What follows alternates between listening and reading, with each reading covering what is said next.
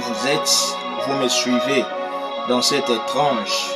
Je suis votre humble serviteur, Jonathan Pambou. Je vais vous parler de ce que Dieu a mis dans notre cœur à ce qui concerne la vie spirituelle. Vous avez besoin de vivre une parfaite vie spirituelle. Nous allons partager ce qui est la pensée de Dieu.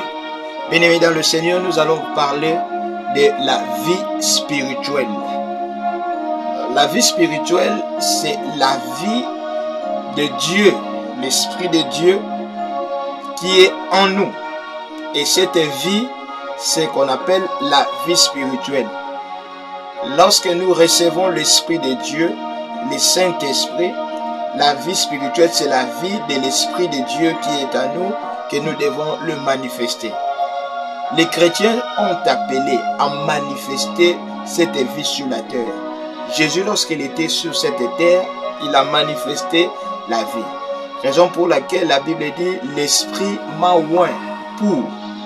C'est-à-dire, il y avait une mission. Mais cette mission, puisque ça s'accomplisse, il a fallu une vie spirituelle qui est différente avec une vie humaine. La vie spirituelle, ce n'est pas le fait de beaucoup prier. Beaucoup prier, c'est bien. Prier, c'est bien parce que la Bible dit prier sans cesse. Ça, ce n'est pas la vie spirituelle. La vie spirituelle, ce n'est pas le fait de beaucoup jeûner. Ce n'est pas le fait de beaucoup donner les offrandes ou des dîmes qui consiste de la vie spirituelle. Non. La vie spirituelle, ce n'est pas le fait de devenir, par exemple, un magicien ou un sorcier. Non, ce n'est pas la vie spirituelle. Là, n'a rien à voir avec la vie spirituelle. Mais la vie spirituelle, c'est quoi? La vie spirituelle consiste à quoi? Lorsque Dieu travaille dans notre cœur par sa parole. C'est-à-dire, Dieu travaille dans notre cœur par sa parole. C'est ça la vie spirituelle.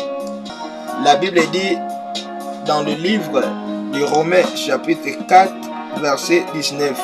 Et sans faiblir dans la foi, il ne considéra pas que son corps était déjà usé, puisqu'il avait près de 100 ans, et que Sarah n'était plus en état d'avoir des enfants. Ça, c'est, on parle d'Abraham. La Bible dit, Abraham ne considéra point son corps. Il a cru à celui qui a fait la promesse. Il a cru à la fidélité de celui qui a fait la promesse.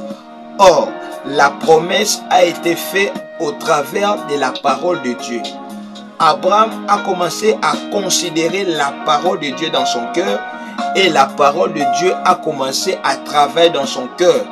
Raison pour laquelle Abraham ne regarda plus, son corps était déjà usé. Quand nous avons la vie spirituelle, nous allons plus regarder les circonstances que le monde nous présente. Quand la vie spirituelle est réelle dans notre vie, le péché perd sa réalité. La maladie perd sa réalité. Les blocages perdent sa réalité. La mort perd sa réalité. Et tout ce qui est comme un souci qui est placé en nous perd toute sa réalité. Là où la vie spirituelle de Dieu est réelle, le corps perd toutes ses réalités. Si vous voulez vivre une vie spirituelle, vous ne devez plus considérer votre corps. Vous ne devez plus considérer les hommes, mais vous devez considérer votre relation avec la parole de Dieu. Si votre relation n'est pas basée, fondée sur ce que Dieu a dit, vous allez souffrir et ce sera très difficile, qui que tu sois, de vivre la vie que Dieu a destinée pour votre vie. Même si tu es malade, tu peux être guéri lorsque votre vie spirituelle est en contact avec Dieu. La foi trouve la place dans un cœur où il y a la parole. Mais l'incrédulité trouve sa place dans un cœur où la parole de Dieu n'a pas été crue. Beaucoup de gens veulent vivre l'expérience avec Dieu. Ils prient beaucoup, c'est bien. Mais si votre relation avec Dieu n'est pas basée avec la parole, vous n'allez pas vivre ou expérimenter la vie spirituelle.